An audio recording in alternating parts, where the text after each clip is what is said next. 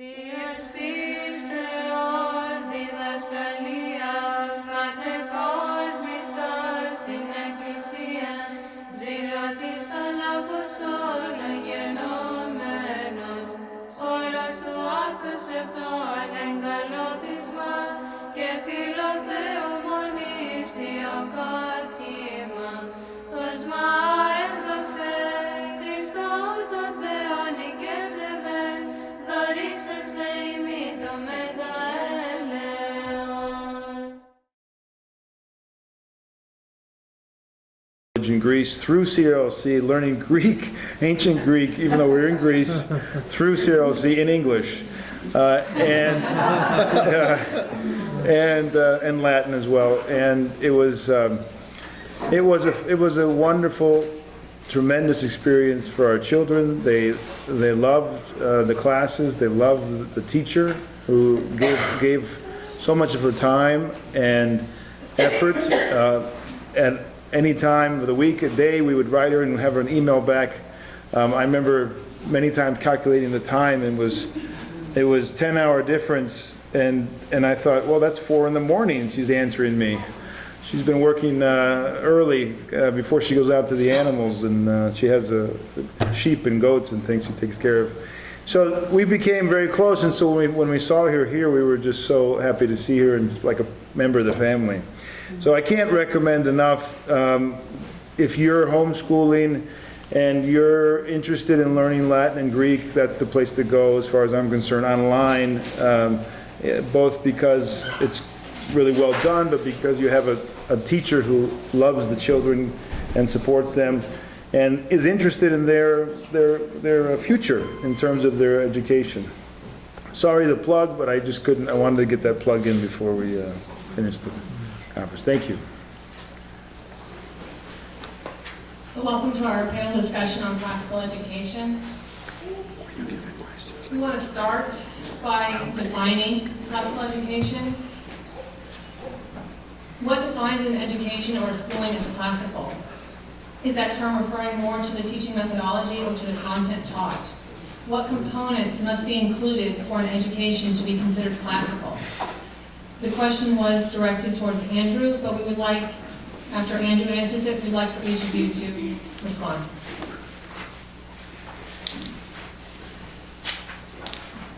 You can think of classical a few different ways. One is anything that has to do with the ancient Greek and Roman world would be classical.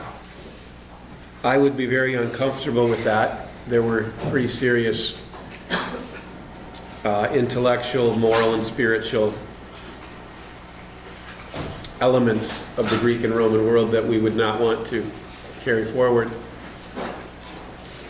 Another way of thinking of classical is it is Greek and Latin. The Greek and Latin culture, the Greek and Latin languages. I would also find that, I mean, I couldn't say to somebody who's doing that, that's not classical, but I would feel very uncomfortable saying it's Orthodox classical education. One of the things that helped me think through very deeply what makes a classical education valuable to a Christian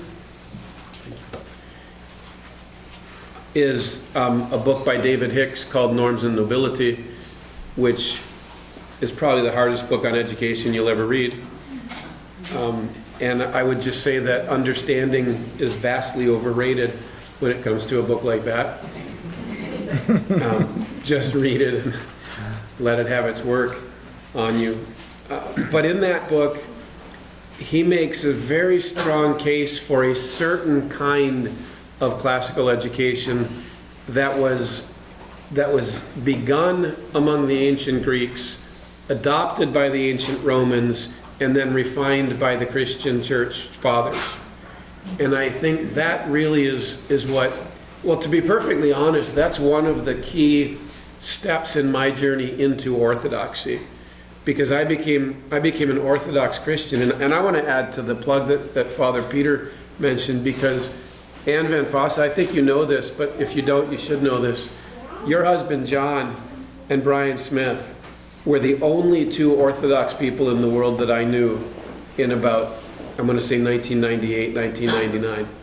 And it was a conversation that I had with John Van Fossen at a hotel in Dallas, Texas, a classical schools conference that broke through a lot of busyness in my mind, and that raised to my conscious mind the existence that I didn't know what it was called, but the existence of the nous, that he spoke through the disorder in my mind. And so therefore, I can't say I've studied under Anne like Father Peter can testify to, but I can tell you that Anne and her husband John are an extraordinary couple, and were vital in my journey into Orthodoxy. And that was part, for me, that was part of that classical schools movement that's still going on. So, sorry, what I'm getting at is that in the ancient Greek and Roman education that the Church Fathers purified and challenged in its roots, and really did, as a community, you could say they were the bee, right? They drew out what was so valuable and preserved it, and then even taught us how to read it. There is a distinction, there is a kind of classical education that is extremely valuable. And I'll offer you this as a definition that we use at the Circe Institute, and you can do as you like with it, but this is what I believe a classical education can and should be. It's the cultivation of wisdom and virtue. And really, you could just leave it at that. It's the cultivation of wisdom and virtue, but then again, you have to think about what wisdom and virtue are, don't you? And that's why I've enjoyed this conference so much, is because we've been talking about divine and human wisdom. We've been talking about the limitations of human virtue, and how we need this is the word infused, is that an appropriate word to use? The gift of virtue by the Holy Spirit himself. And so the Greeks were questing for wisdom. Some of the Greeks, a very few of the Greeks, were questing for wisdom and virtue. And a very few of the Romans continued that quest. And when the Church Fathers received the education, they were able to filter it. They were able to say this is what's valuable and useful in that education. And this is how we can order it. We can order it to a higher end. So it's the cultivation of wisdom and virtue. And then the practical question becomes, well, how do you do that? And the practical answer, although kind of bigger than just practical, is by nourishing the soul, or even, if you like, by nourishing the nous, by nourishing the soul, let's say, though, on the true, the good, and the beautiful. Or if you want to expand on that, take Philippians 4, 8, and 9, which I think is as fine a description of the curriculum and the content and the modes of teaching in 2 verses that you'll ever find, where the great Apostle Paul lists standards, really, qualities of what we should think about. And he speaks of whatever is true, whatever is noble. I love that. Take that to the Christian bookstore with you. Whatever is true, whatever is noble, whatever is therefore honorable, whatever is lovely, whatever is just, whatever is, can anybody help me with making sure I don't miss too many of the words, but if there be any virtue, any arete, any excellent, arete I guess it is, any excellence, if there's anything praiseworthy, think on these things. And then he says, what you have seen and heard and learned, and one other verb, in me, this do. Imitate me, he's saying. Right? And that's the mode of teaching, is you be what you want your student to be, and you say, imitate me. And I think that's a very fine summary of biblical fulfillment of what classical education was aspiring to be. So it's the cultivation of wisdom and virtue by nourishing the soul on the true, the good, and the beautiful. But you have to look to the end, and it's so that your child in Christ can attain theosis. So that your child in Christ can glorify God by his very being, can encounter ontological holiness. So I'll stop with that. Matthew, can you help us define what is classical education? Just what he said. He said everything I was about to say. No, I mean... Well, you shouldn't have told it all to me beforehand. I know. That's what happens. You share your answers. I think, really, you did touch on a fair number of the kinds of things, the different ways we conceive of it. I think the issue is, it really does depend on how it's being used, because it's classical isn't just what we think of as the classical Western world. You talk about the classical Chinese world, you could be reading, Confucius and things like that. That's why if you look at some of the great books, programs or whatever, you have great books from sort of Western quote-unquote classics and Western authors, but then you have Eastern classics and that kind of way of thinking about it. So you can conceive of it as sort of as a period label in terms of classical. That's without the word education in there, maybe. You could, the way that I often think of classical, if I extend it beyond a period label in terms of ancient Greece and Rome and that kind of educational system, oftentimes we just conceive of it more, myself and those around me, conceive of it more in this notion of great books and these kind of great books of Western culture. So whether you could say that would be anything more than a contemporary definition, though, of classical, based on the way that so-called great books programs choose the authors that they read, and the way we kind of talk about these kinds of texts. But then, of course, it is this this exothene education.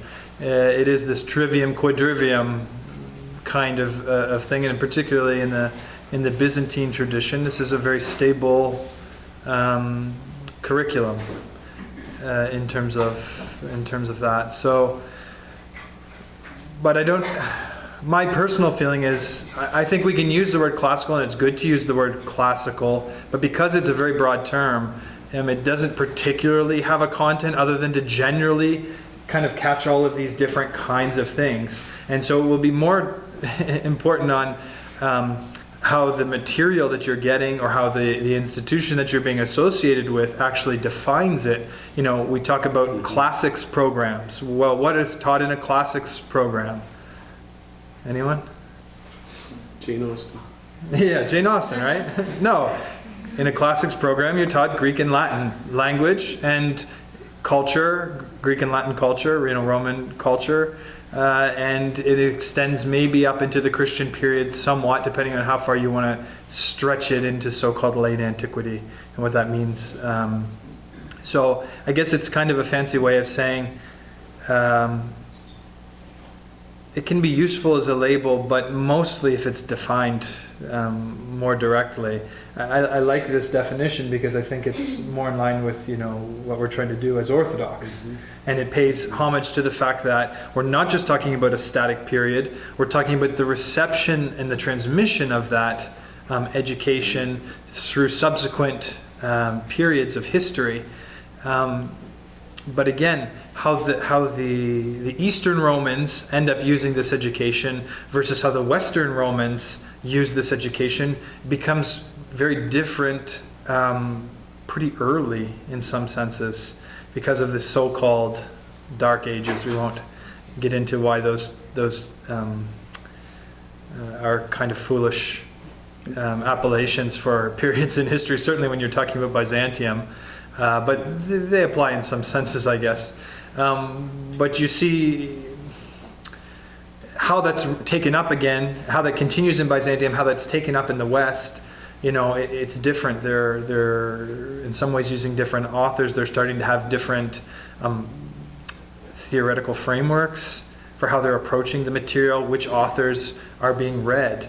So in the West, they're discovering things like Aristotle, Whereas in the Byzantine East, the Roman East, they never lost. There was nothing to discover. This was just part of what everyone had in terms of their education. When they're rediscovering, and they're also doing things in translation. This is the other kind of thing in the West, right? They're trying to read some of these authors that are being rediscovered, but they're not reading them in Greek initially, or they need to find people to do kind of interesting translations into Latin or into other kinds of things. So I guess you're not going to probably get a lot of help from me in terms of defining classical, I guess is sort of what I'm saying, other than to say that it really matters. I mean, you have to ask deeper questions. It generally means great books, but what does that mean? Which books are great? Which periods? So I guess the confusion with that would be that the classical education of antiquity would not have been reading the great books that we're reading today. right, exactly. So that's why we're looking to define it. Right, Peter, can you? Yeah. Yeah, I'm still in the process of defining it from an Orthodox perspective, and I've been doing a lot of research lately with my assumption of the post of headmaster, because it's been forced upon me as the headmaster of a new Orthodox school, which is purporting to be a traditional Orthodox educational center. And so I've been researching it a lot, and I think this is going to take time because it's shrouded in mystery as far as I'm concerned in the English language. What exactly was going on from the 4th until the 15th century in the Roman world, and I mean the Eastern Roman world.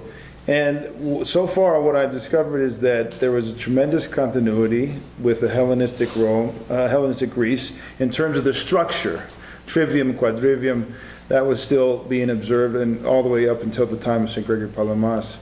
But immediately all the sources that I see are saying that already in the 4th century, they're adding to basic education for primary and secondary, they're adding the Psalter, they're reading the church books, and they're learning the basics of the Greek language, not just with Homer, but with the Psalter and other texts.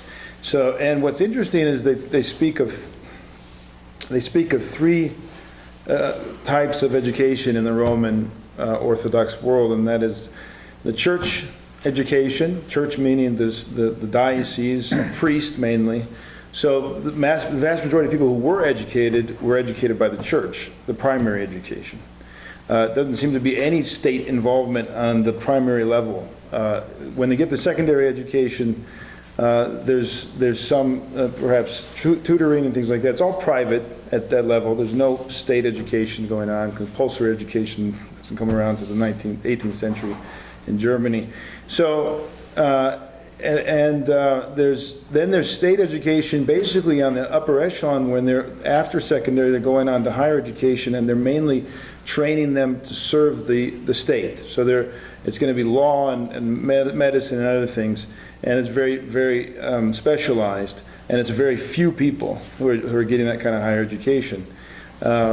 And then there's monastic education, which is really interesting, because monastic education is quite a bit different, and its aim obviously is to serve the monastery needs. But that was also a part, and there was a time period when the monastery was actually getting involved in educating non-monastics. That happened for a time, then it was abandoned, and there was actually a canon against it. So they were no longer able to do that in the Roman Empire. But the monastic spirit, let's say, was definitely passed and observed by the church as well. So in terms of what most of us, in terms of what we're interested in education, it was church. The church did it in the Roman world. There was no state involvement, and there was no very few tutors. It was the priest or the monks or the people who the monks and the priests gave for the education. So in that sense, it was Christianized.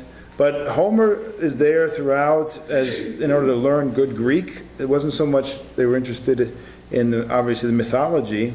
In fact, there's plenty of church fathers who will condemn that, and St. John Chrysostom is among the first, as not appropriate for Orthodox Christian. St. John Chrysostom would have liked everybody to go to the monastery to learn the education, if possible. So I'm trying to digest all that and say, well, what do we do now? We're in the 21st century in America. How do we translate that into educating our children, coming from where they're coming, and all the baggage that we have in the society. How do we do that? And what I'm interested in is defining what Orthodox classical education means. I don't think we can just take it from the classical movement and say, okay, that's acceptable, because there's so much unpacking to do. So one of the first things that I notice is that when we talk about truth, virtue, and beauty, it seems very abstract and ideological from so far. And I really want to stress that truth, beauty, and goodness is Christ incarnate. So truth incarnate, beauty incarnate, and goodness incarnate. So that's the education. The Orthodox education needs to be imparted, and that means communion. That's the only way you're going to learn experientially what that means. And so as long as that's missing, I don't think we can talk about a classical education, if we want to use that term, or traditional education from the Orthodox standpoint. I'd like to start using the Psalter again a lot, and if we're going to move ahead in our education in 3 hierarchs, we have what we hope will become a Greek immersion program. So our kids that are now in 1st, 2nd, 3rd grade, by the time they get to high school, we'd like them to learn some courses all in Greek, which is a big task. We'll hopefully get there, but so at that point maybe we can start reading the Psalter in Greek as well. That would be one objective for our school. So I think there's a lot of work to be done still till we get to the point where we can talk about what is an Orthodox traditional / classical education today. Because one thing, what they did 500 years ago in the Palaiologan period, which they are doing the trivium and quadrivium, there is this 3 stages. They're going on to philosophy. But it's, of course, a very small number of people, and it's tutors basically. It's a very colleges then would have been like this room with 50 people or something. We're not talking about any mass education, and it's unpacking all that and then making it, because we're not going to do a monastic education per se, but we want to take something from that. We're not going to do a higher education state. We're not serving any kind of state, so we're not interested in them. So what are we taking from each of these different kinds of education that were going on in the Roman / Byzantine world, and what are we doing in this context? I think for me, it's still a question unanswered. Dr. Mark, would you like to add? I mean, I think they've said a number of important things. I mean, I think just maybe a few bullet points to add, simply just that number one, in my experience with classical education, virtue is spoken of often, and so I think, just as Orthodox Christians, as we look at this question, like Father Peter mentioned, Andrew, I think you alluded to this as well, is that, we have to make sure that, when we say something like the end of classical education is virtue, that's a statement I hear a lot of times in the spaces I'm in. I think we have to be cautious with that kind of statement, because virtue resides within the life of the church, which I think is what's kind of been said here. It's within the sacramental ascetical life of the church, and it comes through the purification process of the inner heart, the eye of the soul, the nous. So within that context, we don't, if we can just go, if it's okay to go with the analogy with the larger circle being education or formation and the smaller circle being schooling, I think a lot of times when classical education is discussed, maybe that smaller circle is enlarged quite a bit in terms of what it can offer, and in the context is sometimes missed. And so as we reflect on, as Orthodox Christians, classical education, making sure that we don't take that smaller circle, which is vital and important and preparatory in the process, and then somehow enlarge it to where it starts to look like it can deliver more than what it's actually capable of. That's not to negate what it can deliver, but it's just to say, I think that oftentimes in let's say the Western context, classical education is kind of posited as the capacity to lead us to virtue and also achieve virtue. And so we have to, I think, just kind of be careful within that space as we reflect as Orthodox Christians. So could we say it prepares one for entering into virtue? Yeah, certainly. I think we can say it cultivates the rational faculty, which is a powerful faculty of man, towards that movement. But the grace of God, the joint cooperation of God and man, man with God in achieving virtue isn't going to happen through the rational faculty. And so if there is no purification process or repentance, right, within the life of man, and ultimately humility, which is a virtue we see, if you will, absent sometimes in the classical listings, but for Orthodox I think as you referenced, Father Matthew the other day with St. Dorotheus, it's both the foundation and the roof, right? It encircles our lives, and so I think we have to make sure that humility and repentance, which purify the nous to be able to receive the grace of God, which is the fruits of the Spirit of virtue, are critical as we, again, assess the value of classical education, which I think we've established well over the last couple of days was core to the Byzantine education process. And so within that context, I think I'm just trying to not necessarily add to what you're saying, but maybe just add points of caution, relationship when we're engaging the classical education space as it kind of exists today, to make sure that we can maybe keep some of these lines that are important for us to be cautionary on those fronts, so that we don't begin to get confused. And in that vein, I'd like to add the following, because I think this is an area of study that I want to increase. You've done some study in this, and that is the whole question of what was going on between Palamas and Barlaam, because I think that's going to reveal the problems that we're trying to address, right? So Barlaam, everybody probably knows or should know, was a Western Italian Greek who came to the East and challenged the core of Orthodox spiritual life, which is hesychasm and monathos, and he brought with him a Renaissance classical education. And the question is, how much of that is still there in the classical world, and is that actually, if that's still there, then how is it there, and how do we need to differentiate and say that's not a part of our tradition, and look to Palamas? You could probably speak more to that than I can. And Father Matthew, I'm going to interject, not to speak, but to also, we had a conversation, and if you're comfortable, talking about the creative capacity and that distinction between the East and the West and the Renaissance, if you could put that in. You know what I'm talking about? Right. Okay. Yeah. Okay, so you'll have to remind me of that one again. Okay. I'll respond to that first. So the interesting thing about this period is that what you discover, in the same way I think that, by reading Dostoevsky, you see that the roots of the Russian Revolution were present long before 1917 in the mindset of the people.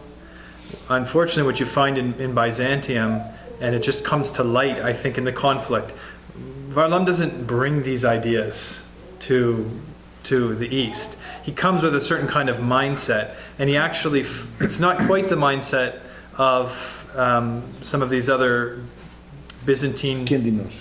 Yeah. Kindinos is already in Eastern. Yeah, you have, there's other people. It's Varlam and Akindinos, and then afterwards it becomes another fellow named Grigoras. The latter two are, Born and bred in the East. Exactly. So the issue is that what you discover is that there's already a competing tradition going on in Byzantium. And so a lot of these people were reacting to Gregory because they thought he was an innovator in what he was saying. And because they were taking a very, they have different reasons for why they did what they did, but because without realizing it, they had, I think, mixed up the balance between exothen and Cathemas education, and they weren't understanding this balance. And so because of that, the words of Gregory seemed novel to them because they were kind of disconnected from their own tradition. Mm-hmm. And that this brought to light that there were these kind of factions existing within the empire at the time. And so, yes, Varlam brings another kind of problem, but he was Orthodox when he came. He wasn't Orthodox when he left, because when faced explicitly with the choice, he wouldn't submit, and so he went off and became a Roman Catholic rather than having the humility to submit to the wisdom of the church as it was defined.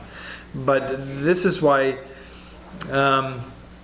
Well, what's the core of the problem with Varlam and Kindinos? And it's not just their objection to hesychasm or the Jesus prayer or any of that. It's that their understanding of the role of the rational intellect and wisdom gained by the use of the rational intellect in salvation, right?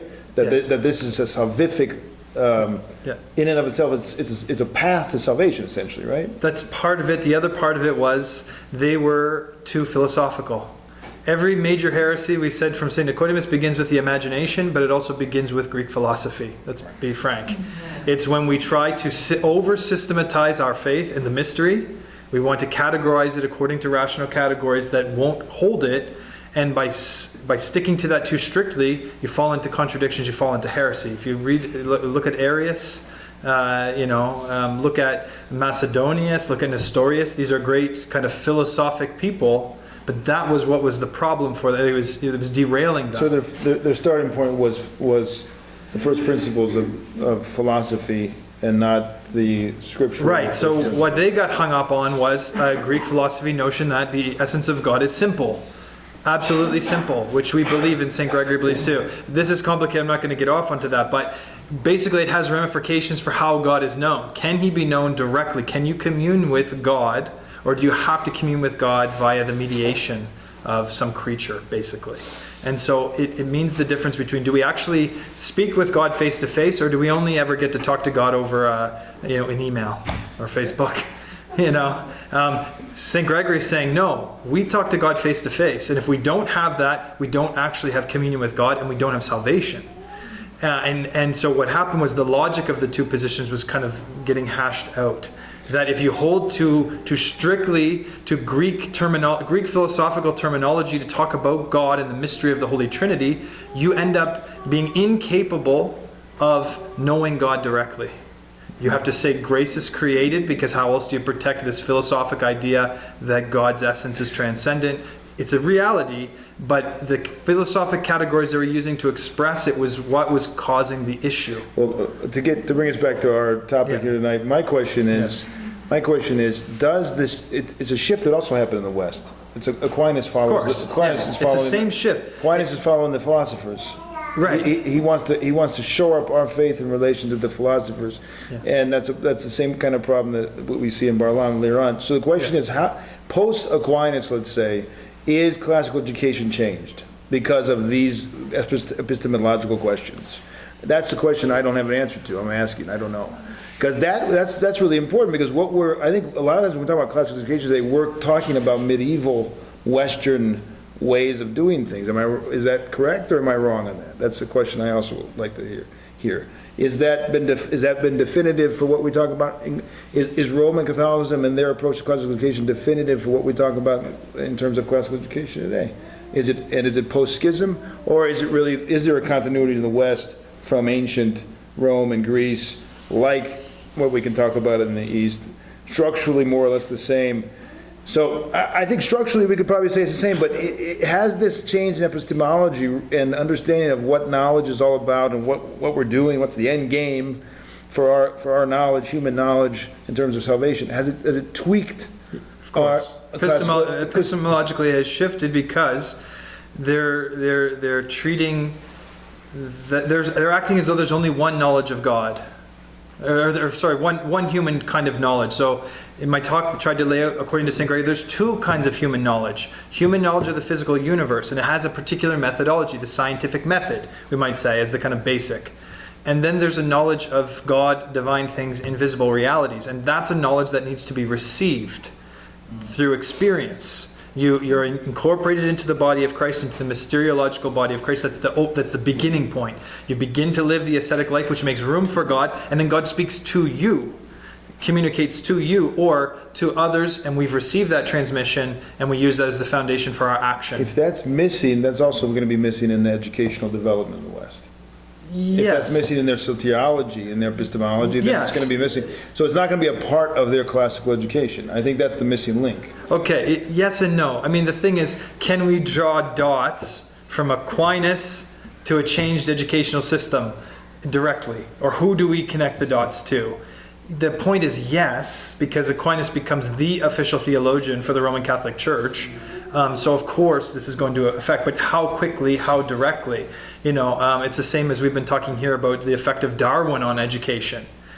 The day after Darwin publishes The Origin of Species, does that directly influence education? That's more of an historical question. Yeah. I'm just wondering, what is the end result of all this development in the West, and how do I sift through that to see what is not applicable in our context? Maybe Andrew has some insight into that. All I'm saying is to try to draw that as a direct correlation to Aquinas from a particular period will maybe be the wrong way to approach the topic. That's not so important, but yeah. I do think Thomas Aquinas is a transitional figure.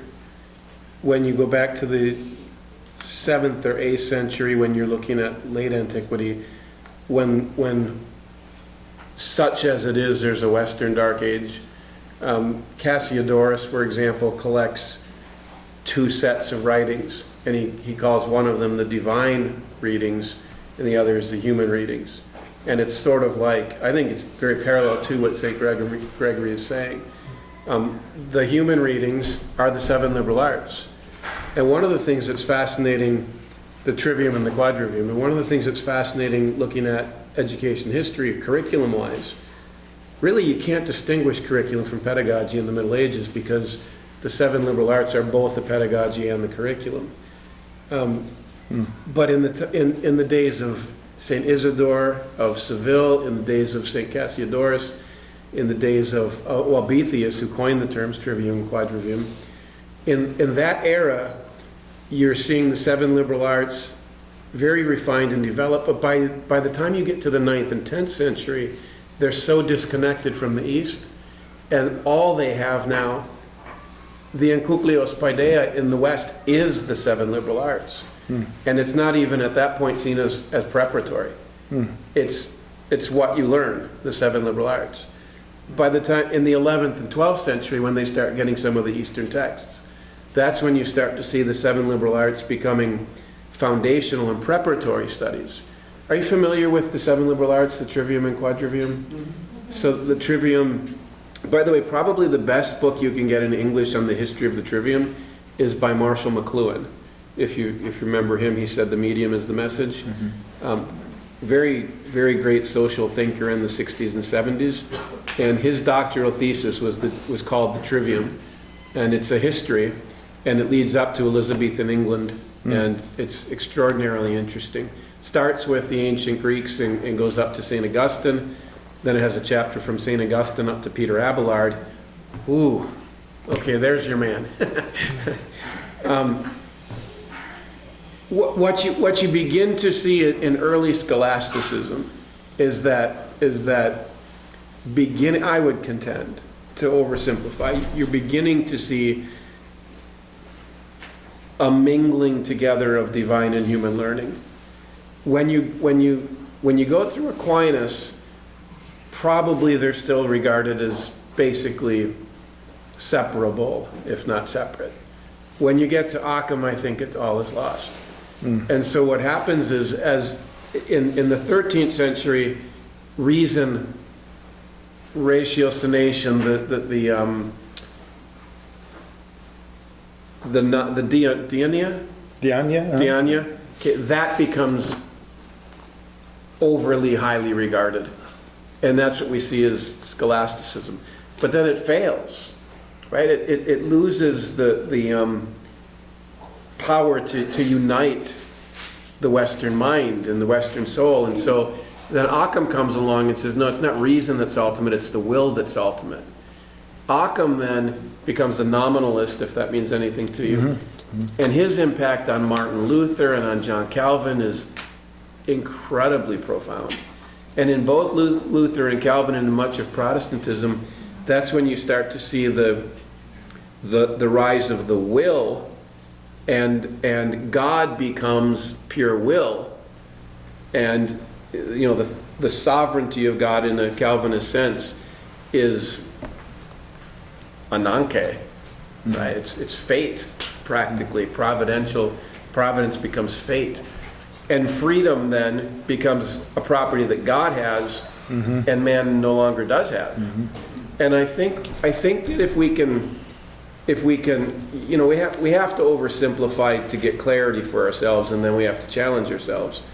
Bracket, I want to just add something here.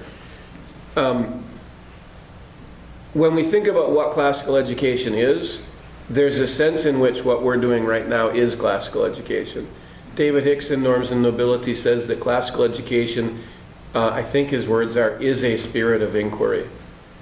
And it's not just analytical scientific inquiry, he's moving toward, he wasn't Orthodox when he wrote the book, though he is now, but I think he's moving toward a perception of noetic insight and noetic inquiry even.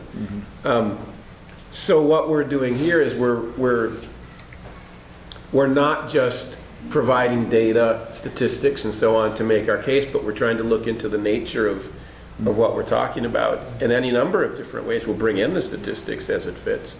End bracket, what was I talking about? So, okay. We were to the will and Occam.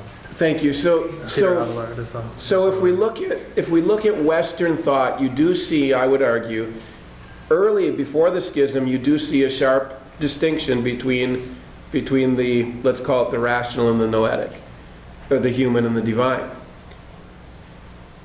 Probably most people would argue that the transition is most demonstrable in the ontological argument, Anselm. So in Anselm you see a very rational approach to God.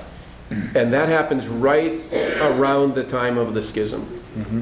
And then from that century, the 11th century to the 15th, you see the breakdown of that rationalism and the rational approach to God and the replacement with the will. And that's when Protestantism kind of leads to the fragmentation. And Orthodoxy, by the grace of God, is east of all that and only experiences it in its very decadent state. I think we need to bring it to a practical application for parents. So the next question is, are there components of classical education in America today that can be detrimental for the spiritual development of children? Proponents? Components. Are there components. any aspects of classical education as it is being practiced today in America that is detrimental to the spiritual development of children? Mark, did you start? Yeah, so I'm going to go back to the previous question just briefly and just say, St. Gregory the Theologian was my dissertation figure, so I think he gives in his second oration a great example of the question about knowledge, where he says we don't do philosophy like the philosophers. He's challenging, I believe, Apollinaris at this point. He says we do philosophy like St. Moses the God-seer. We ascend the mountain and we meet God, right? And so I think we can take that, and then I always remember at a conference Dr. Heers would come every year, in one of his books he comments, when there was the crisis of the family in the modern Roman Catholic Church, Pope John Paul II said we need to call out on our theologians to think deeply about this problem. And the Orthodox would say we need to pray deeply about this problem, right? So I think we see this elevation of the mind, the rational faculty, however we want to describe this.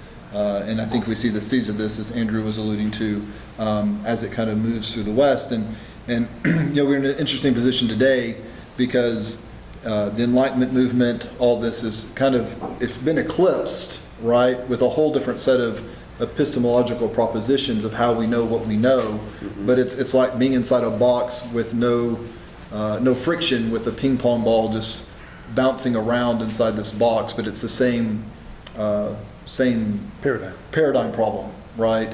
And so that's why, just to refer back to the history, to say, there is benefit for us as Orthodox Christians to understand this Western trajectory. It doesn't mean we have to be versed in Kant and all these things, but just to kind of understand this trajectory, because when we are schooling our children to the practical side of the conversation, we can then become attuned to these spaces that may be occurring in perhaps curriculums that we're bringing into the home, and it's not to say that if it's happening, it's like inherently evil, but it's to say then we can start to provide correctives for our children in these spaces, which I think is deeply important for our children today on the practical side, because they're going to be swimming in this space all the time. And so to be able to begin to discern within that space. And so I think part of the challenge for us is, like you asked, what are the challenges we see, or are there potential challenges or pitfalls in classical education today? And part of it comes back to, well, how is the classical education being implemented, or what curriculums are we taking in that are, quote, classical education? And I think if there is one clear challenge, I think at times for me, it's, maybe we could call it hyper-rationalism, the overconfidence in the training of the child's habits of thinking to be able to arrive at, let's say, virtue, just to keep it in that space. And that can result in the hyper-rationalization can result in a pride within the child, as opposed to... Which is 10 times worse than if he never learned anything. At least he's humbled in knowing that he doesn't know anything, right? Versus again, finding the broader context and returning to humility. I mean, I think we just have to hold on to humility and repentance, those two key words, as we think about the schooling. In contrast, I think there are things with classical education that we can be grateful for. Again, when we look at modern progressive education, which absolutizes the hyper-rationality down to just the scientific method, right? And then and we can say, that is an absolute disaster for our children in so many different ways that can be very deep. So I think just when we think of classical education, I think we have to be able to, like the conversation appears, we've got to appropriate it, and we've got to be aware that I think if there is one problem that continually, in my experience, comes out of classical education conversations among educators today, and they're with the best of intentions, I would say, is just the hyper-rationality of what the cultivation of the rational faculty, the mind, can achieve. And then also the decontextualization of the fact that it's not positioned, it's abstract. It's not concrete, it's not tied to Christ. The virtues are an abstraction or an ideal that's trying to be reached. And so I think those are the two areas I would offer caution on. It's just the hyper-rationality and then the abstraction of virtue from within the life of the church. What about the general ethos? In other words, the way it's done. We're talking about the content, right? Right. What about the way it's done? I wonder if that's something that is sometimes not so orthodox. Question mark. I don't know the answer to that. Yeah. No, I think. So that would be part of the answer to the question. Well, in Andrew's context, he's saying, if we go with David Hicks's, the spirit of inquiry, right? If we're saying the spirit of inquiry and not spirit in some sort of theological sense, right? But a methodology, right? Of being able to ask good questions, right? Questions that provoke clear thinking, good evaluation, the ability to analyze ideas. I mean, certainly there's nothing that I personally see that's a problem with that type of inquiry, as long as we keep it in its proper, let's say, place and what it can achieve for the human person, right? And so that kind of goes back to my first point: is if you think the spirit of inquiry is going to somehow lead you to acquiring the acquisition of virtue, then the spirit of inquiry is completely misplaced. But if it sharpens the mind, if it raises important questions, if it spurs us toward wanting to move closer to God, then I think that spirit of inquiry is healthy. And I think, like Andrew and I were talking about the question: if you're reading a piece of literature, should someone have done this or not? Well, these are good questions for children to ask, so that they can begin to think through these questions and then appropriate that within the broader context of their life in the church. So.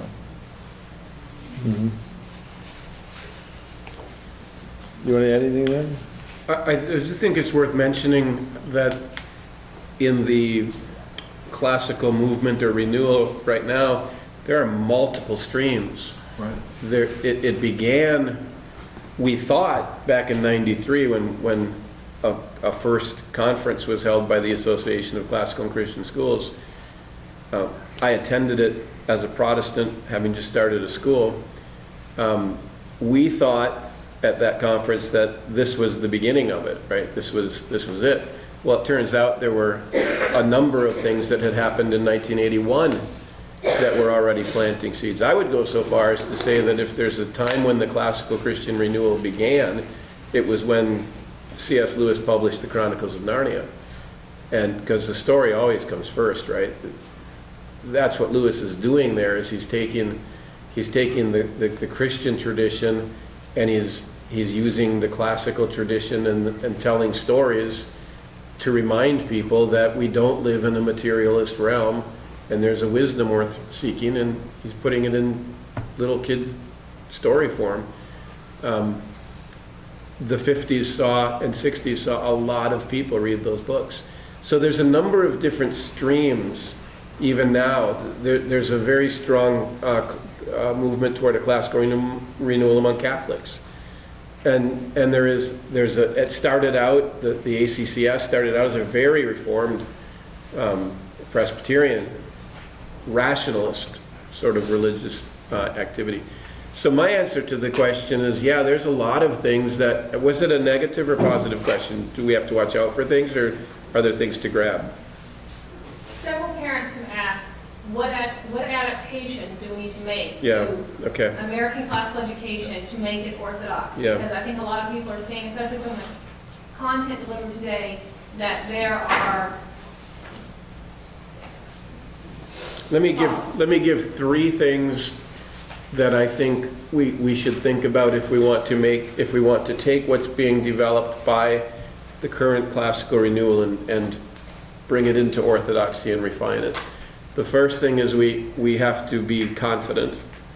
I think that most American education is driven by terror and fear of what my kid not getting a job, fear of me not looking good as a mom, just terror of what's going to happen to my child if he doesn't get the right education. And that would also be ego too, right? I'm sorry? Would that also be ego? I believe that the terror is rooted in ego because of the fear of shame, yes. Fundamentally, it's that Adamic fear of shame. And I think we have to therefore just be bold, and we have to be willing to look at anything we're given and, how can I put this? Receive it as a gift, and if we don't like it, throw it out. If it's not useful, if it's not giving us joy, don't feel bound to it. Yeah, if I was going to add to that, I, in terms of these pitfalls, I mean, the thing that comes to my mind, and again, I'm not as versed on, say, this particular movement as you're describing it in this context, but the last point I think that you made is certainly the Byzantine point, is that, I mean, you can use almost anything as an educational material. It's just whether or not it's worth doing. And what we're trying to say here is that these classical educational models somehow have something in them that seems to be more worthwhile than what we would get, with some contemporary curriculums, Right. as well as having more pitfalls. What stands out to me, though, is also to say, we want recipes. We want someone to write me basically we want textbooks, unfortunately, a lot of the time. And so what can happen is we can just become slaves to this program. Why are we, the question we need to ask is, why do we want a classical education? Right. Is a classical education good? Why is it good in our time? Why is it better than something else? I mean, there's not to go down the rabbit hole, but what I mean by saying that is, I don't think we want to become trapped to this model in such a way that it's like, well, we can only read books from this century to this century, because otherwise we're not authentically classical or something. And people aren't. That's not what we're talking about here. And the models that are being put forth aren't that. But this tendency to want to have it, to not want to have to discern.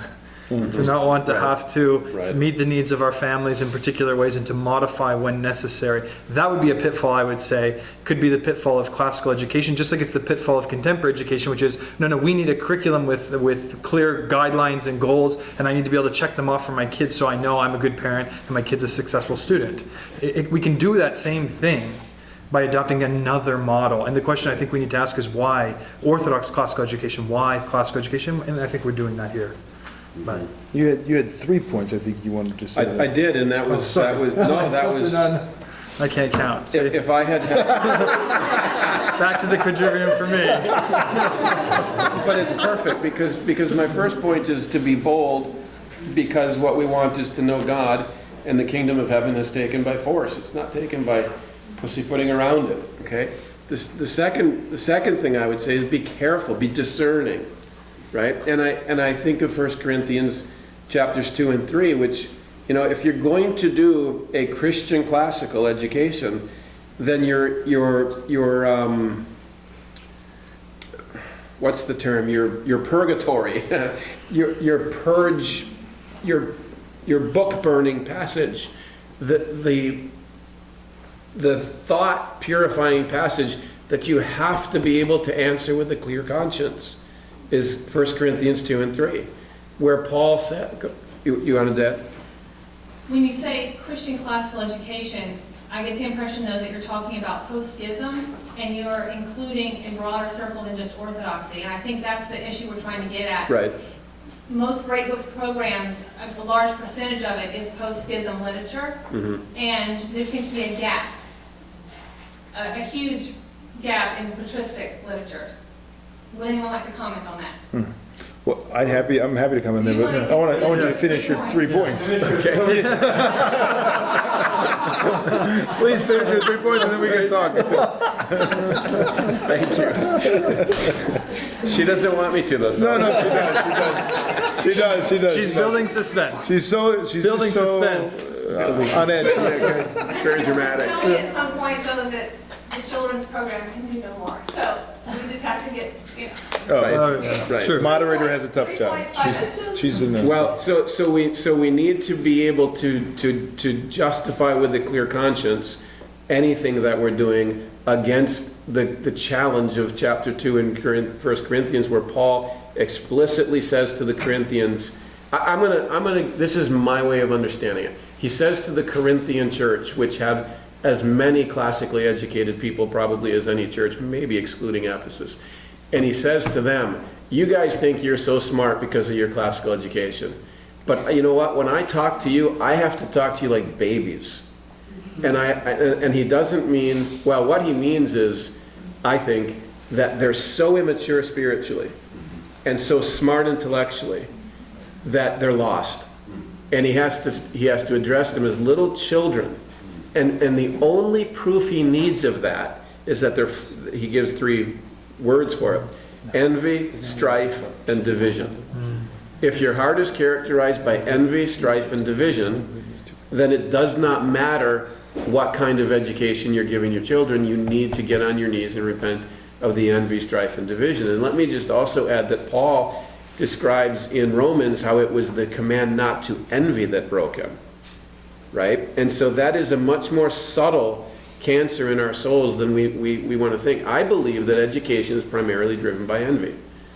The fear that somebody else is going to have more than us, the desire to have what they want. Okay, so what I'm getting at then is, when we envy, we turn to the wisdom of the world.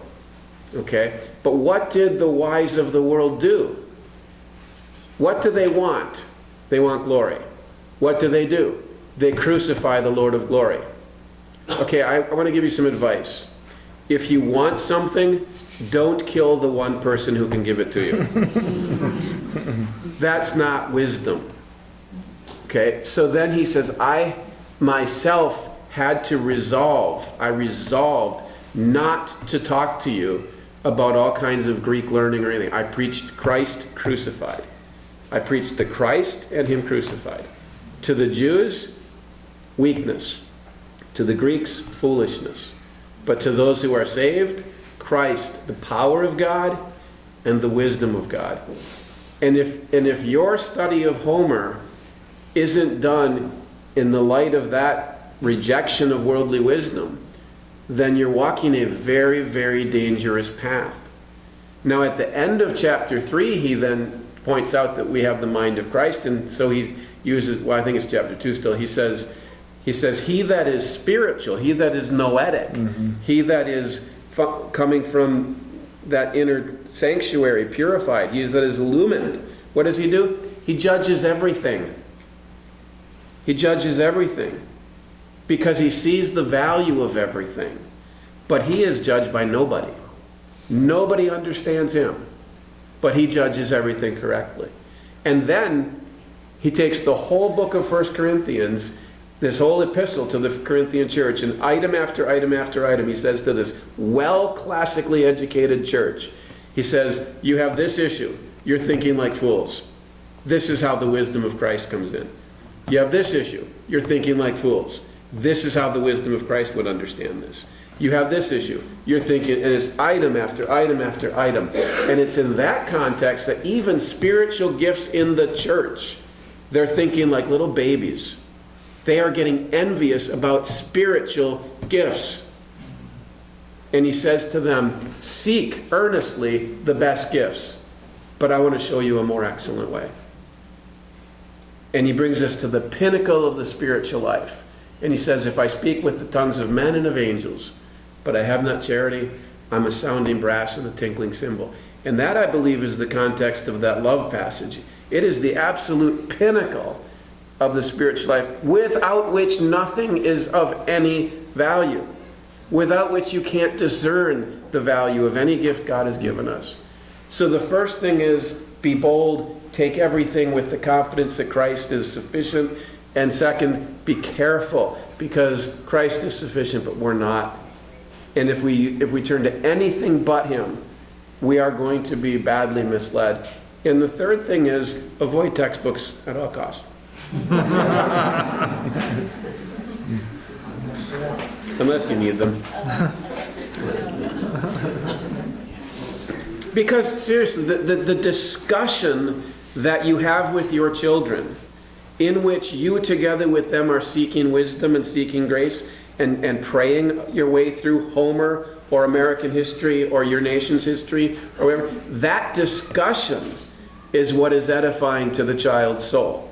The textbook, it is a text book. It is a book of text. It has sucked the life out of the text and put brainless questions that train your child to read very badly, right? You know, you read the passage, and at the end of the passage there's these questions that basically are saying to you, we know you didn't care about this, you didn't read it, but we got to hold you accountable.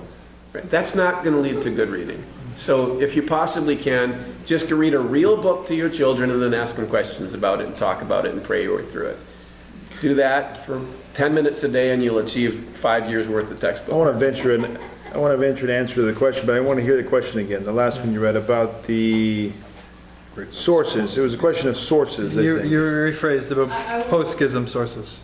I Yeah, was suggesting that a lot of the literature and sources that are read represent post-schism, yeah. and that we're referring to Christian classical education rather than Orthodox education, and I think Yeah. there's a difference, right? Well, I think that touches at the heart of, because the sources are going to be the basis of what you're going to give the kids. If you're doing a great books program, you're trying to get to the sources. You don't want to have textbooks. You want to go right to the. So the question is, what are our sources as Orthodox Christians? What's necessary for us to read post-schism? Do we need to go through all of these Enlightenment thinkers or these various heterodox thinkers? Is that a part of our great books curriculum? And I don't know if there's a definitive answer in contemporary Orthodox classical education in America on that question. Part of it is that we don't have a lot of, there's things that are missing from our great books collection in terms of translation. Mm-hmm. Some things just don't exist in English. Part of it is our own ignorance as Orthodox Christians of things that do exist in English that should be considered classical, and they have not been really included in our education. Maybe they're a little bit higher in their high school, college level, and so we don't get there. So I think that's a task before us, is to define and to lay down exactly our sources and what we consider great books going forward. Some of it will be the same, but I think a lot of it will be different. And that's going to help us define what it means to have an Orthodox classical education. That's a key. I'm not there yet. I don't think anybody, I haven't seen a list yet that I would say, there it is. We have our, Mortimer Adler's version in the Orthodox world. Well, I think we're using a few different terms here too. We're talking about an Orthodox classical education. Well, what exactly do we mean by that? Or do we mean, what should an Orthodox education look like now? What books should we include? In general, like one is kind of a historical. What's the historical, if we mean classical in that sense, that's contains this notion of a particular period of time, which presumably it seems to, from what we're saying. We're talking about great books is better than what we're talking about. In other words, what are our sources that we would say as Orthodox Christians, this is a must read if you're going to be an educated Orthodox Christian, right? So this, though, I think is a separate question, and I did talk with Anne about it actually, about the notion of an Orthodox great books program. I think there's lots to be done there. It's not historical in the sense that it wasn't done before, but why ought we not do it today? We have access to texts. The fact of the matter is they didn't have access to then, in translation even. That wasn't how the Byzantines did their education.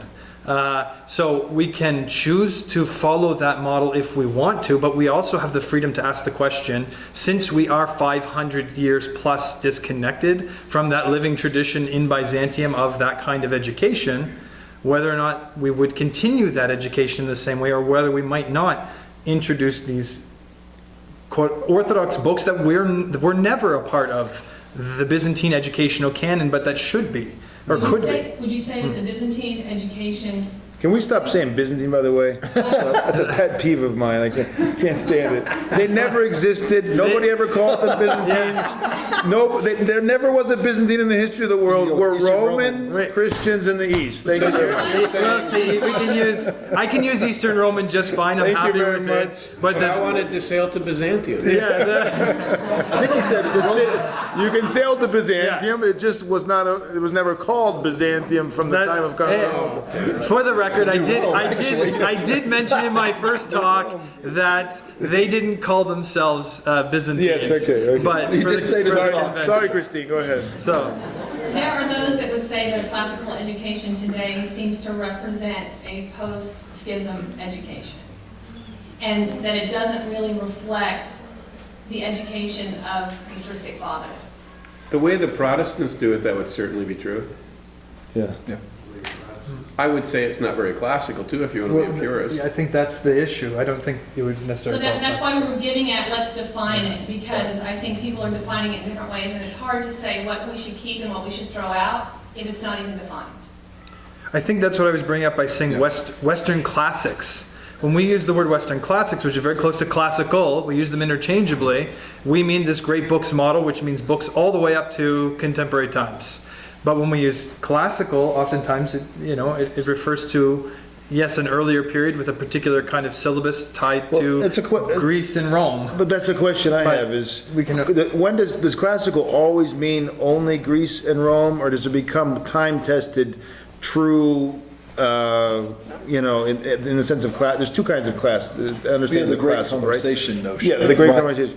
So when does that happen? That's clearly, what, post 1500s, 1800s? When do we In get terms of the use of the word, in the broader sense of classical, right? well, the word classical was actually coined during the Renaissance.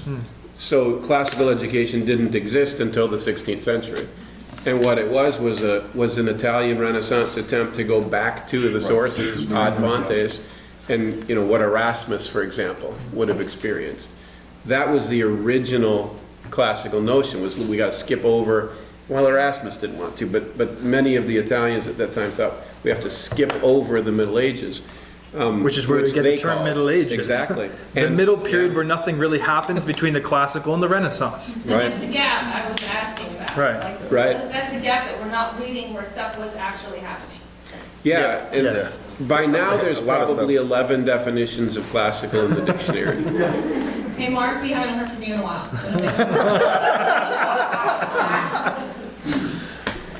Yeah, I think I'd like to just return to Father Matthew's point, because I think, language is complicated and it's trying to express ideas. And so, I think one of the things that's coming up within the space is, are we really just talking about what is Orthodox education, right? And just throwing out the word classical altogether. In other words, there may be like class approaches that we talk about in modern classical education that we want to take, like certain ways of inquiry. But do we need to apply the word classical to education in order to somehow affirm the fact of what we're doing as Orthodox Christians with our families and within our schools? And I tend to lean toward the fact that it's hard, but the word classical has so much baggage with it. It's so difficult to unpack within our Western civilization. Are we talking about the great books, the great conversation, post-schism? Are we talking about, Greek and Roman world before? Are we talking about, the B word?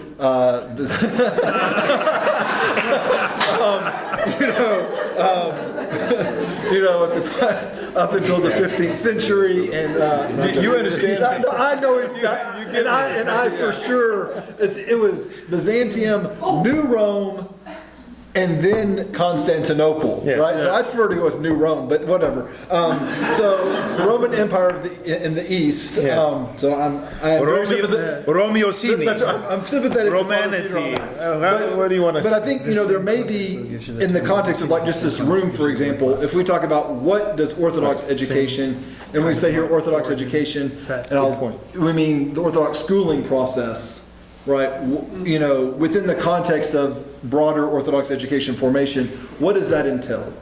What does that need to look like, you know, within the process? And I think that, for me, helps us maybe focus our minds on the question, and it's not to throw out what classical education in all its complexity may offer us, but it may help us get at the question of, okay, what is it that we're wanting to do in the schooling of our children that is Orthodox, right? That will lead us, I don't want to say that, sorry, let me rephrase that. Not what is Orthodox, but what is consistent with what we need to achieve today. So for example, we could contend that in the schooling of our children who are Orthodox, they do need to have, I do believe, a good understanding of post-schism Western civilization, because that's where they live and breathe. Absolutely. But the way in which we approach that study is going to be radically different than how it's approached within Western civilization today by our you know, the Protestants, Catholics, and secularists, and postmodernists, and all these people.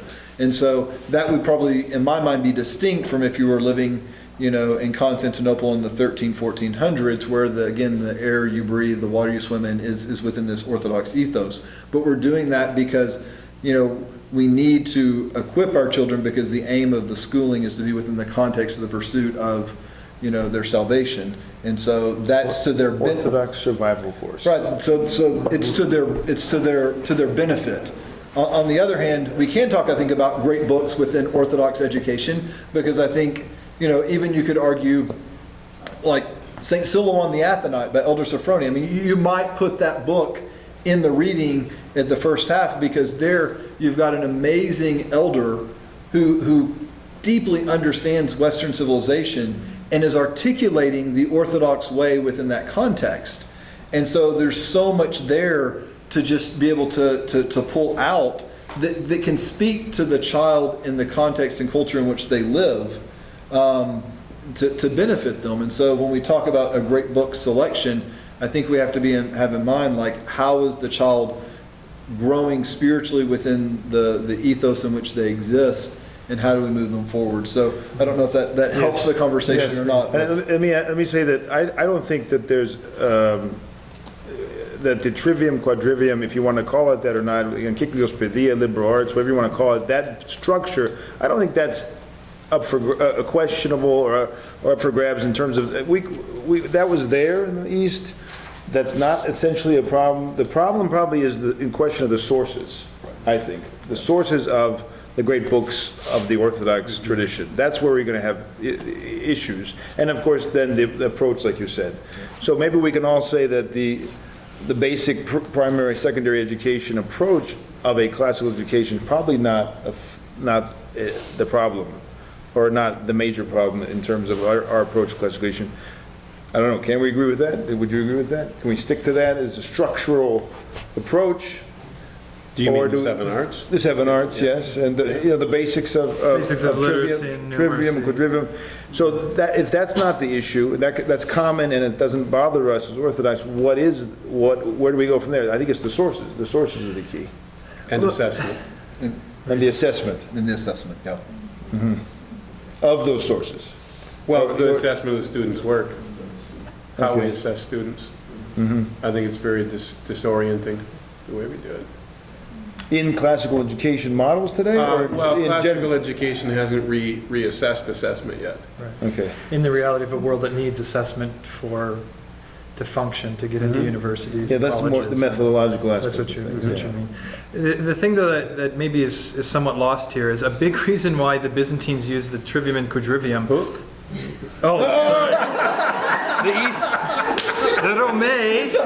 The big reason why the Romei, the Romans, used the trivium. Can I use trivium and quadrivium because they are Latin words?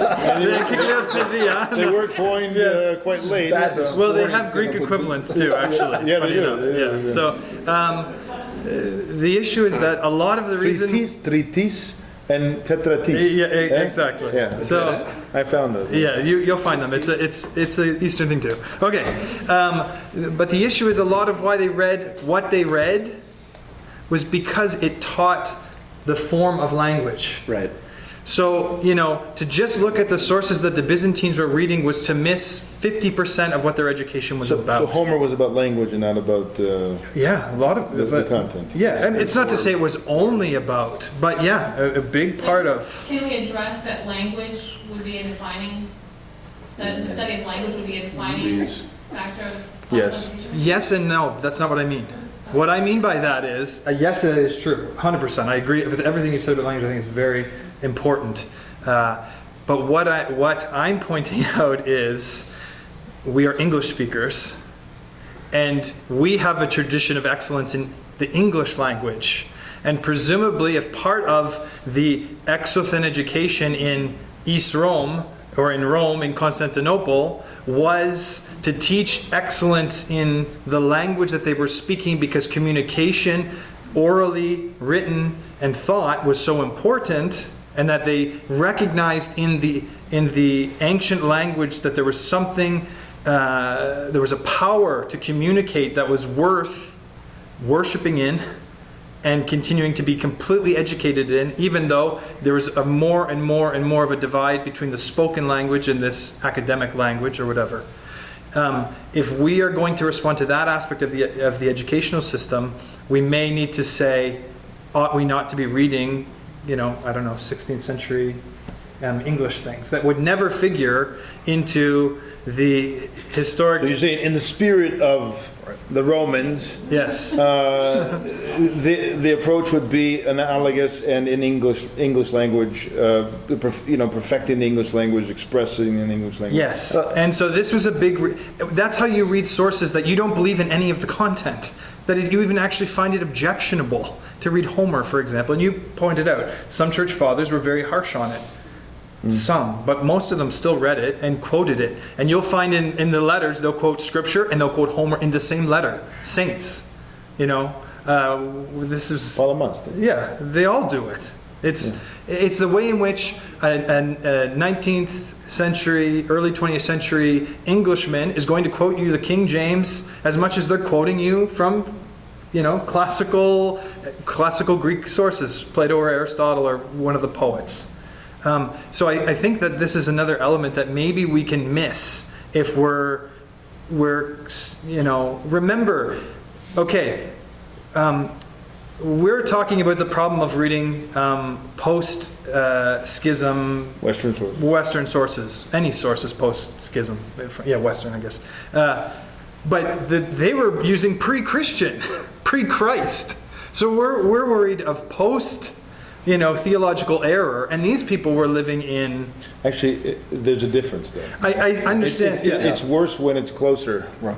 Yeah. It is. It's more deceptive when it's closer. It's more problematic. Plato develops that, how if you want to mislead a person, the easiest thing is to find something very similar. Yeah. And then step by step. Right. How does the devil lie to us, half-truths, all of that kind of thing. Yeah. But that said, I do think... Okay, yes, we have to be careful, but, are we getting our theology from Shakespeare? I mean, is that why we're reading? If we are, then we're not following the Byzantine principle of cutting off the head, wrong ideas about God and divine things, and cutting off the tail, wrong ideas based on that, on the world and on the moral life and things like that. But maybe we distinguish between Shakespeare and... That was when he was Orthodox. So there's you want to have some discernment in terms of the Western sources. Okay, that's acceptable. I agree with that. I think it's also how we're approaching the Western sources, what age group they're getting it at. I mean, there's a lot of questions on that. Maybe we should go on to the next question because time is evaporating. While we wait for it, I want to just emphasize how important this notion of form is, and how another post that we are is we're post-Ptolemy. And since the the Copernican revolution, content has come to be much more important than form, and I think that's a very bad mistake for the soul. We have formal souls. Can you give a lecture on that next time we get together? Sure. Sounds interesting. I like that. What's the next question? In an hour we have our symposium. Yeah. We have another question? Yeah. We have a whole stack, Is there anybody object? Can we just keep going to till 11 or something? Is that but we can't, that's the problem. I guess the issue is what you were talking about with priorities. If we have a limited amount of time with our children, the time of the day and the time before they leave the home, how are we going to prioritize? And a lot of the sources perhaps aren't, I mean, how do we prioritize? Maybe you can address that. What would be the most important things? Well, I think the first 5 or 6 years of education should be grounded in the lives of the saints in the Scripture, and they should be thoroughly formed in what is the point of life, what is the means to achieving that end, and then they should embark on any kind of contrary ideological or philosophical or moral challenges. So, I mean, besides what we're talking about, trivium and the basic learning the language, as far as content's concerned, the lives of the saints, the Psalter and the Scriptures are the core of a young first 5, 6 years at least, and of course going on all throughout life. Because if you don't form them early and you don't give them the examples of virtue, I mean, St. John Chrysostom says that's the whole point of education, is to give them examples of virtue. And the lives of the saints are the continuation of the Incarnation. They are Christ throughout the ages. They're Christ in 1,000 different forms and shapes and times and places. Then everything else is going to supplant that, and then you're going to have to catch up. So I think that's got to be the core and that priority you're going to have if you're going forward. I don't know. I think. Anybody else want? I forgot the question. Question was prioritizing. What's the most important thing? If you only have so much time in a day, what's going to be the hierarchy of things? We're going to hierarchize things here. Only one thing is needful. Yeah. Do that one thing, and then everything else will be made clear to you through doing that one thing. I believe, for example, Martha, when our Lord said that to Martha, I imagine her sort of pouting and sitting down and saying, "Fine." And then she listens, right? Then she listens to our Lord, and He calms her down. And after she's become receptive to Him, I imagine Him then saying to her, "Martha, would you get me a cup of tea, please?" Because He knows her. She's a servant, right? So He says what needs to be said at the right time. And what we need to have ourselves and what we need to teach our children is to listen to the one thing needful. And we have to, this is what I mean by the boldness. We have to believe that there really is one thing needful. Everything else will become clear in that. And nothing will become clear without that. Let me ask you a question. So they're teaching the basics through the Turkish period, but also in the early Roman period. They're teaching the basics of education through the Psalter, or in the Turkish period, Turkratia, they're using the Octoikos, the Manean, and you didn't read anything else. If you were an Orthodox Christian during the Turkish period, that was what you learned how to read, reading the service books. And so my question is that.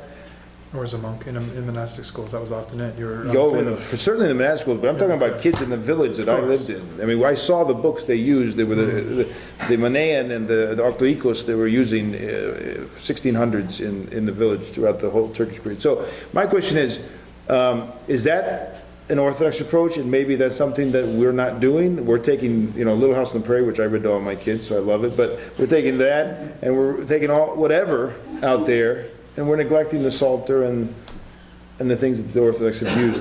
There was no, for the Orthodox Christians until the 19th century, there was no such thing as fiction, essentially, right? Except if you're talking about Homer mythology and all the rest. But I mean, this whole explosion in the West did not exist until very, very late in the Orthodox world of fiction, so they didn't have access to it. There wasn't even a debate for these people, for the most part, in the East.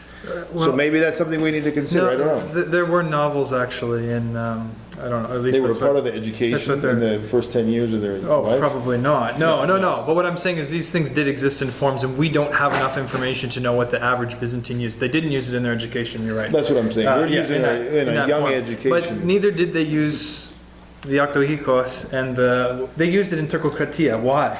Because they didn't weren't have allowed anything to else. have anything They had, else. they had Yeah. the Psalter, though.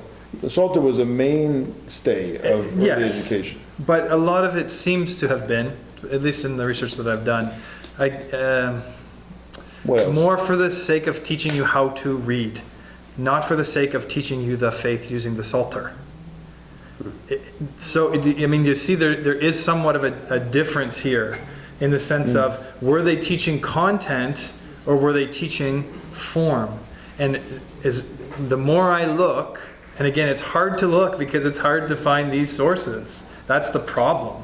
But the more you look, the more it seems as though, they were using these for a different purpose. That's why they're, well, anyway, I don't want to go on that route, down that. But yes, the clerics were teaching mostly, and they would use what you had at hand. You would use the Gospel Miracles, as we said. That would be the obvious thing. Because the only two books you had, if you were teaching in a church courtyard, was the Gospel book and the Psalter. But you're acting like it's an historical accident that the clergy were teaching. It was intentional.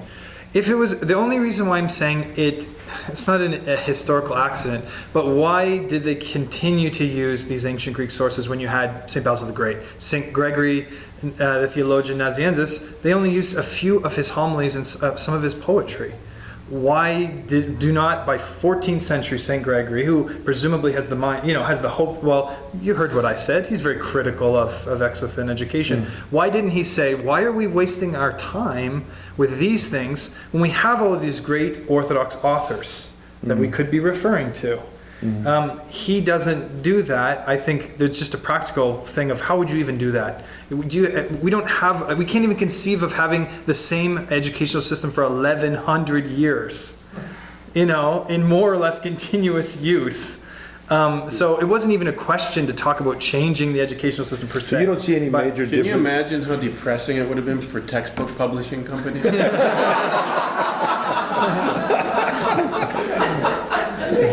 Thank God they didn't exist. But so you didn't see any major changes in the time of St. Photius? Because there was a time period where a lot of people say he was an innovator and things like that. Did you find that in your research at all? That's something we need to look at more, because he was a major figure in. No, I mean, that's the problem, that's why people on both sides want to claim him as theirs. People who are just Renaissance humanists who say Photius was really the only Byzantine humanist, he's the only one worth looking at. Well, they say Byzantine humanist, because the people who are saying it are people who want to latch onto him, who basically say nothing of value happened in the Eastern Roman Empire, basically for its entire history. Not Orthodox people. Yeah. If you read Byzantinologists who study Byzantium, right? I have all these wonderful Can articles. you tell them they're not studying anything? Yeah. Well, I would try exist. to. There are some authors and scholars who kind of point out this kind of bizarre, although we would just say demonic, I think, tendency for scholars of Byzantium, contemporary scholars, to denigrate their subject like no other. If you want to see someone who hates what they write about, pick up Cyril Mango, any of his works, anything, and he'll in his Byzantium, what's it called, Byzantium or something? He has 3 pages of ironical kind of mocking of the ridiculousness of Byzantine morals and their concern for piety, and it just drips with sarcasm. You don't even realize it at first because you're reading an academic, a scholarly work, and then it suddenly hits you in the face. He's actually mocking the subject. So So I've lost my train of thought. Yeah. Well, this is the question. Right, we need so to the address. point Saint, is- Saint Photios, Yeah. whether he's The thing with St. Photius is, I mean, read Father Theodore's article, obviously, who argues he's not a humanist, he's just Orthodox. He's in the tradition of the Cappadocian Fathers and that kind of thing. But what was striking for me, I guess, is I expected to find more of a Kathimas curriculum. First of all, you find, okay, Kathimas really isn't a curriculum in the formal sense, but Christian sources added to the regular curriculum. And it's a question mark to ask. Why, in the course of 1100 years, are they still using this other system? And they don't add a lot of Orthodox sources to that. Why? Because they this is exist. primary and secondary, but not philosophical, or also the philosophical But level. perhaps the All of culture it. and the environment around them was Yeah. giving them that Right. formation. It may have been giving them that formation, that's fine to say.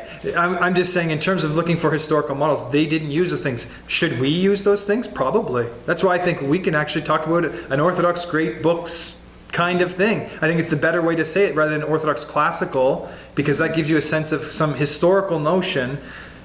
We don't have to be chained to that vision. We can take the principles of that, I think, with discernment, using the resources that we have available today, and design programs that can do this. But again, you have some struggles because you have the problem of translation, and you have the problem that, You're up next. yeah, sorry. He's got to say something. Why did the lives of the saints get rewritten by Saint Simeon, the translator, Metaphrastus, in the 9th and 10th century? Because he takes the Greek, which was very simple in many cases, because of the nature of when and how saints' lives were written, and he brings the level of Greek up to more of a classical level so that people, can appreciate the beauty of the language more. This is part of what he was doing.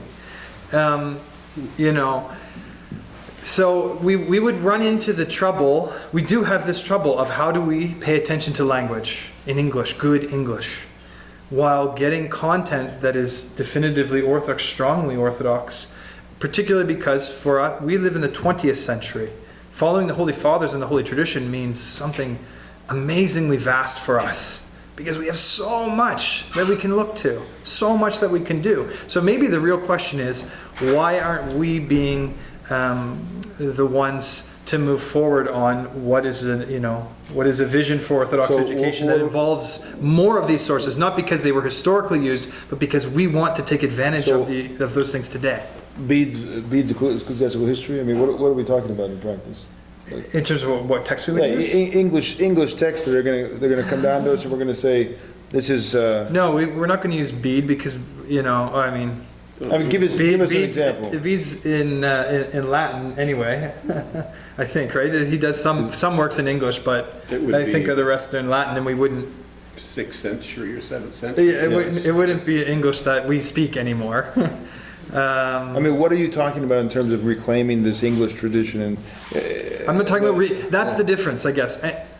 I'm just throwing out something because in light of what you're saying, okay? It helps deal with the problem. I'm not trying to suggest radical change of the classical. What I'm saying, though, is to be in step with Byzantium, or as we sail to Byzantium, we may need to pay more attention to well-written English. And so we speak of a certain form of English at this point. How far back in the English language are we willing to go and say, this is the exemplar for what we would want as the kind of perfection of English to be able to express the truths of our faith. the Homer for the English language. Yeah, essentially. It doesn't mean to displace Homer altogether necessarily either, right? Because it's part of our Western formation. The trouble with that is please. it's Chaucer. But it is, but Chaucer's English is not understandable anymore. So then again, maybe we have to come King further, James right? version then. Right. King James King is James probably the most realistic, it seems. It's simplest. But we're almost past being able to read that. If If you start earlier. no, I agree, but Of what purpose will it be for children to be able to use the English language well when they don't really know the truths of our faith well?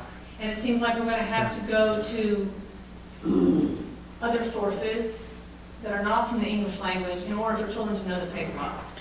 But I want to hear something from Mark. Do you have any yet? 'Cause I feel like we're turning our back on you. I felt the same. No, I mean, just as I'm listening to the conversation, I mean, I think it comes back to, you know, how schooling relates to the broader process of the Orthodox education of our children. And so I think to Father Matthew's point, which I think he did a really nice job of starting each of his talks with this basic question of the end in mind, right? And then I think similarly looking at the principles of Roman, the Roman Empire in the East education system up into the 1400s, and what were the principles they were using within that space. But I think we do have to realize that we're not, and I think we all understand that we're not in that space at all. And so I think that's where we need serious discernment to understand what it is that our children need. So I think to your point, the question is, if we're in a completely different milieu, right, within the culture as Orthodox Christians, and in the United States in particular, where we're minorities, right? Our children are not growing up in spaces typically where they're surrounded by, a wealth of even Orthodox children. Maybe in some situations they are, but oftentimes they're not. What does a proper schooling of the children look like, and what do they need? So to your point, Christine, when you reference that, maybe there needs to be a greater emphasis on securing their catechism, right? Because it's not being just naturally springing up around them. So we need a stronger emphasis in that space. And maybe at that point, because time is limited, it's kind of like healthcare, right? You don't have an unlimited supply of it. So then we have to sacrifice maybe on like study of form, where we believe it's important, and I couldn't necessarily speak to this directly, or maybe it's the fact that we need more emphasis on form, because form in the early childhood ages develops a child in a particular way that's incredibly important in order to secure them moving forward, as they grow and mature as children. But I think the question, I think my take from our conversation is, number one, we're probably well starting with just, okay, what is Orthodox education should it look like? And then number two, in our time and place, how do we discern how to implement a schooling process that will align well with the needs of our children to be able to flourish as Orthodox Christians within the time and place we live? And I think it's an incredibly important question, and I think it's an incredibly difficult question, because I tend to agree that the catechism piece, like I said in my talk on history, I think each time you start to study history at some age appropriate level, you've got to deal with Christology. Because a basic challenging question, you can't get Christology, without Christology you don't have anthropology. And we're definitely in our culture today, I'd say one of the crises is, what does it mean to be a human? And we've got to anchor that question deeply for our children, not just spiritually, so to speak, but also at a certain level intellectually, so they can manage that question. So start, them having a certain notion or understanding of Christology, I would probably argue is far more important today than it probably was for the average child running around in Constantinople in the 1400s. And so I think, to me, that's maybe where we our conversation brings us to a certain extent. And it's a big conversation. We're certainly not going to hash it out here. And that's not to negate our conversation in any way. It's just to say, I think coming to a point where we can just have some precision in the conversation is incredibly important. It's going to go on for years, Yeah. Mark. You're going to get a lot. This is going on for years. You're going to get a lot of emails from me. So I think we can agree that this conversation is just beginning, right? I think so. What is Orthodox education? And so I think we should close for the night, but I hope that all of you are going to join us for the 2019 West Conference. We're going to talk about this more. Okay. Thank you.